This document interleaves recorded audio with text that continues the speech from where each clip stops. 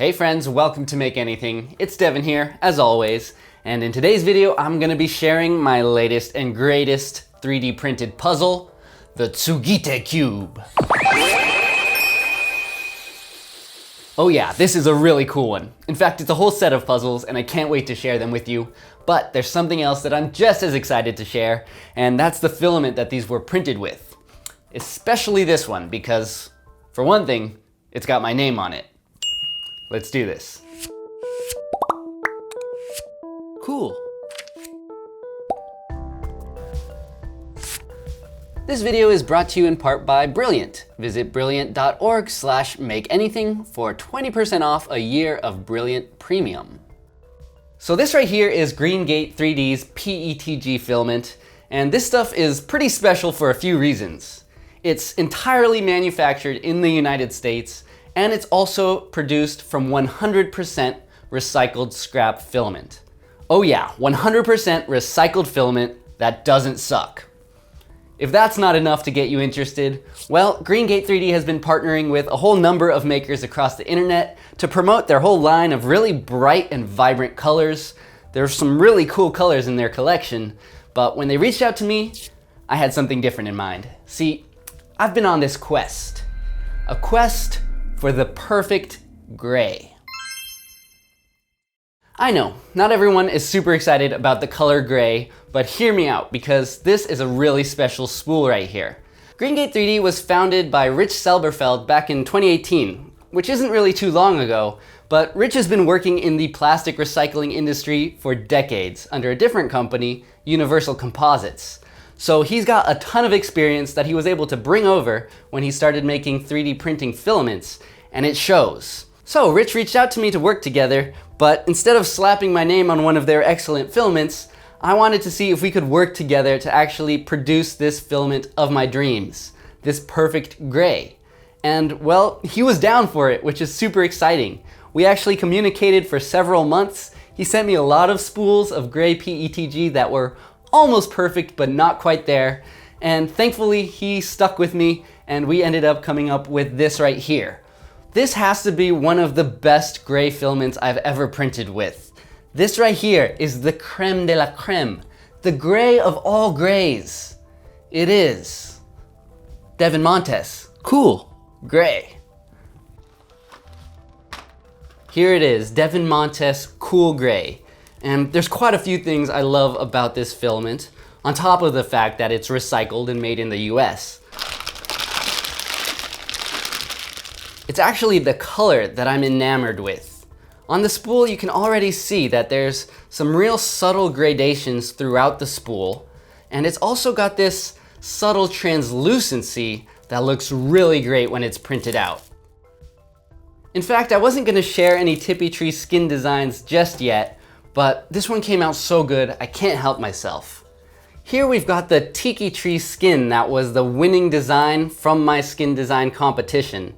And this was printed with my cool gray filament on the Sovol SV01 here. And just look at it. I mean, this is one of the most beautiful prints I've pulled off in a long time. Like I said, this filament has a very subtle translucency, and that gives this a kind of waxy look. In fact, it's pretty similar to what resin prints look like. To pull this off on an FDM 3D printer is really exciting, and then on top of that, it's printed with recycled plastic. So yeah, that's why I'm extremely excited about this filament. Here on Make Anything, I've been pretty faithful to PLA plastic because it's a bioplastic and it's also super easy to print with. But a 100% recycled filament is something that I've been longing for a really long time, so I decided to give this a shot. And despite the fact that PETG tends to be a bit stringier and it does require higher temperatures, I've been getting excellent prints with this filament. Something that's really helped is this filament dryer box. This is a filament dryer by Sunlu. It costs about 70 bucks, and it's pretty simple. It's literally just a heated enclosure, but that's done a pretty good job of keeping my PETG fresh and dry, and with that, stringing hasn't been such a big problem. Anyways, I'll show you that in use a little later in the video, but I think it's about time we start talking about this puzzle in front of me. The Tsugite Cube. That animation took me a minute, so I had to use it at least twice. So where to start with this Tsugite cube? Well, the name might sound a little familiar to you because this is actually a kind of evolution of another puzzle that I created and shared back in 2017, I believe, called Tsugite Tangle. With this puzzle, you were given 16 specific pieces, and the aim was to use them to recreate these shapes that were printed out on these various cards. Tsugite is actually just the Japanese word for wood joinery, and as you may know, Japanese craftsmen have long been known for their excellent and super clever wood joinery. They've come up with all these different ways to connect wood without requiring hammers and nails, nothing but complex geometry that holds it all together. The Kawai Tsugite joint is this really cool looking and clever joint that allows two beams to be connected in 3 different orientations. One is a straight connection, like this. Then you can rotate it to connect at a 90-degree angle, like this, and rotate it once more to connect at a different 90-degree angle. And yeah, this joint is really cool looking, although it was never totally practical for wood since the grain of wood kind of creates weak points for this joint. So this joint has existed for years and years, but it hasn't had much practical value. With this puzzle, however, I think it does have some practical value because the mechanics of my puzzle rely on this idea of it connecting in 3 different ways. So believe it or not, this beam that I'm kind of just fiddling around with is one of my Tsugite cubes. Clearly it's not in its cube form right now, but if you arrange these joints and connect them in the correct orientation, they come together to form a cube, just like this one right here. Yeah, so it's another puzzle where you have to fit all these shapes into a cube. Nothing too new or original there. However, with the Kawai Tsugite joint, things get more interesting because not only do you have to connect everything in the correct order, you also have to get the orientation right because there are 2 different right angles that connect the same way, but that'll affect the other side of the joint and which directions that can connect. On top of that, I designed these puzzles so that you can't just connect one piece at a time. In order for it to actually all come together, you have to assemble it in a very specific way. For these 3x3 cubes, that is a crazy challenge. So for today, I'm gonna try to show you how I assemble one of my simpler 2x2 Tsugite cubes. So we've got one right here that's not yet assembled. Let's take this apart so we're starting from scratch. So here we've got the 8 pieces involved in this 2x2, and you can see they all look pretty similar, although upon closer inspection, we can see that they're not quite the same. Basically, each of these pieces has a joint on either end, and those 2 joints are oriented in different ways in relation to each other. So that's part of what makes this puzzle tricky. As we know by now, these joints can each connect in 3 different orientations, 2 right angles, and then also this straight connection. Now, since this is a 2x2 cube, logically we can't use this straight connection because that wouldn't fit inside of this 2x2 cube. So that already narrows things down, but we're still left with these 2 different right angles, and that's basically what we have to resolve to assemble this cube. There's also this other issue where certain pieces can block off a connection, so the order that this is assembled is also going to be critical. So let's go ahead and keep messing around and trying to figure out how to get these openings facing the right direction that we can complete this cube. I don't want to spoil everything, so we'll speed through this part as I figure out how to connect all these pieces. Here's an attempt that got really close, although when it comes down to the last piece, the joints are not correctly oriented. So we'll have to rearrange some parts. Alright, at this point, I can see that I've got all the joints in the correct orientation to complete this cube, but there's just no way to fit this part into place as things stand. So I'm actually going to have to disassemble a bit to find a way to connect the last pieces. That's kind of the final challenge of this puzzle. As it turns out, the secret is to connect 2 specific pieces last, and that's this corner right here, because both of these joints are facing the same direction. So from here we can go ahead and complete the rest of the cube. And then we can attach those last two pieces in one swift motion. And there it is, our Tsugite Cube is complete. Look at that, we've got some really cool faces on this cube. I like this shape right here, and there's actually two of those. And there's also this cool square right here. Using my Sharpie blender to create these stripes on the prints actually ends up looking really cool with this Tsugite Cube. It makes it look even more complex than it actually is. Then we've also got our little stand here to make the cube balance on its corner. And that's that. Of course, that's just the first level. Then we've got these 3x3 cubes, which are way more difficult because there's a lot of different ways that these pieces can come together. This one here has 20 pieces, and then I have another variation with 18 pieces, although both of them are going to present a pretty similar challenge, and it is quite a challenge.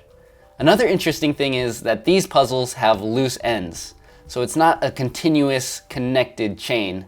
Interestingly enough, I found that there was no way to design this puzzle as is, where the two tails connect into a continuous loop. That only works for the 2x2 puzzle, and I suppose it would work for a 4x4, but I don't know if anyone's ready for that challenge. Anyways, here are some more 2x2s that I printed out with a whole bunch of different colors, just to show you how much fun you could have printing these out. These were also printed with that Greengate 3D recycled PETG filament, this lovely Primetime Lime Green, and the Spearmint Green. On this one, we've got the lovely Billy Rubin Cherry Pie, this translucent red. We've got this transparent purple as well. And this right here is actually one of the prototype grays of the filament that Rich and I worked on together. So yeah, you can definitely have a lot of fun printing these out in crazy colors, and it seems like they look good no matter what. I also played around with scale, making some little tiny versions, as well as this jumbo 2x2 cube. This jumbo one feels really nice to work with. It's just so chunky, and if you don't know how the puzzle works, it's actually pretty difficult just to take it apart. You gotta find those two pieces, and from there it kind of falls apart, but it's pretty cool how this puzzle just holds together. I also have these tiny versions of the 3x3 cube, and these are really fun because it's quite a tight fit, so it works almost like a little construction toy to build these fun geometric worms. Even in this unsolved state, you can create some really interesting little sculptures, which is a good thing considering how difficult it is to solve this cube. Then again, the solved cube is also pretty satisfying. Here's a version of the 2x2 that solves the same way, but you can hear a little rattle inside, and if we open it up, we reveal a ping pong ball. In this case, it's a ping pong ball, although you could put a personalized golf ball in here as a fun way to wrap it as a gift, or maybe just a nice chocolate treat or something. I don't know, but I thought it was pretty cool that I could hollow out this puzzle and it still snaps together and assembles in the same way. Here's one more version of that 2x2. It's also rattling, so let's see what's inside. What could it be? Oh, it's another smaller 2x2 cube.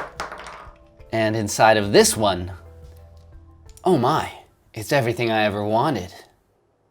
And yes, that does mean you can always wrap a Tsugite cube in a larger Tsugite cube. If you want to see a video on how that's done, just let me know in the comments. Well, I gotta say, this is another puzzle that I'm really proud of. The 2x2 here is just so fun. I love that it's all interconnected and holds itself together. And this is just the perfect level of difficulty for someone like me. Now, if you're a real puzzle master, you might be looking at these 3x3s. These things are on a whole other level, and it's gonna take a whole lot of brain power. If that sounds like something you're into, you might also like to check out today's sponsor, Brilliant. Hey you, want a big brain? Great! Well, you should check out Brilliant. It's this awesome platform for building your intuition, problem solving, and critical thinking skills by learning the language of the world around us. I'm talking math and science. Well, no longer do you have to sit through boring hour-long lectures to stimulate your brain, because Brilliant has built an addictive, interactive experience that actually makes it fun to learn. I've been enjoying their course on problem solving to help gain the mathematical intuition necessary to solve tricky puzzles like my Tsugite Cube. In fact, the course literally uses puzzles to teach applied mathematical thinking. It's got all these fun little challenges that force you to think in different ways, and that's way more effective than simply trying to memorize rules. Beyond the fundamentals, Brilliant offers courses that dive into some pretty advanced subjects like neural networks and quantum computing, so there's bound to be something useful for just about anyone.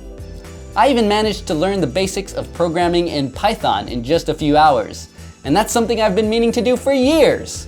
With Brilliant, everything is designed in such an approachable and engaging way that you actually want to keep learning. And these courses are crafted by award-winning teachers, researchers, and professionals from the likes of MIT, Caltech, Duke, Microsoft, and Google, so you know you're in good hands. So, if you're ready to level up your brain power, just visit brilliant.org/makeanything to get started with 20% off on your premium membership. You'll be helping my channel by supporting my sponsor, but more importantly, you're helping yourself. So once again, it's brilliant.org/makeanything, or just check out the info in the video description. Let's wrap things up by looking at my printing setup. Like I said, I got this filler dryer sent to me by Sunlu, and opening it up, you can see it's a pretty simple, no frills product. It's pretty much just the dryer box and the power cable. In here we've got these two metal rollers, which the filament sits on, and that allows it to roll nice and freely, and it should fit any standard spool that's 1 kilogram or smaller. I was surprised that there's no active ventilation, so there's no air running through here. It's pretty much just a heated enclosure. So let's load up our filament, and then we can use these two buttons in the front to control the simple settings. Basically, all you're controlling is the temperature here, which reaches a maximum of 55 Celsius, and you can also set a timer so that this automatically turns off after some time. Now, 55 degrees is kind of the minimum I would suggest for drying PETG plastic, and I'm not sure that would actually be enough for a more hydrophilic filament like nylon. But for PLA and PETG, this is probably fine. Anyways, I'll set it to the maximum, 55, for this PETG, and it only takes a few minutes to heat up. And now we can feed that filament through one of these two holes near the front. Then I can feed that directly into my 3D printer. Now this is kind of messing with my Sharpie blender since it's not actually fixed to the printer. So I did have to throw together a kind of temporary structure to make this work by raising my filament dryer up on my air purifier, running that over the original filament spool and through the runout sensor, and that goes straight down into the printer. It works, but it's pretty scrappy, so I'll probably come up with some way to mount the filament dryer on top of the printer, just to make things easier going forward. Anyways, despite the scrappiness, the filament dryer did its job, and I was able to get these really nice clean PETG prints with great bed adhesion and very little stringing. For colder environments like my garage, I used my other scrappy technique of just putting a plastic bag over the printer to keep the environment a little warmer in there. And that was enough to maintain bed adhesion for those prints as well. So overall, with this Greengate 3D filament, I had a great experience and absolutely beautiful prints. All right, well there's my latest puzzle. I had a whole lot of fun making it, and I can't wait to hear from all of you struggling to solve it. As always, you can download the files for 3D printing at myminifactory.com, and with this Tsugite Cube, you can actually get one without a 3D printer by visiting engled.io. I recently partnered with Engled so that you can get these files printed on demand and shipped to your doorstep. For now, you can get the Tsugite Cube puzzle as well as Tippy Tree, and that's something I'm super excited about. I always love giving more people access to my designs, so I think that'll be a great partnership. Of course, I'll also link to Greengate 3D so you can get your hands on one of the first spools of Devin Montes' cool gray PETG filament. And I'll also link to the filament dryer box here and the Sovol SV03, all great products that help to make these puzzles possible. Anyways, that's it for today's video, so I'll see you in the next one. Till then, I'm Devin, this is Make Anything, and as always, stay inspired.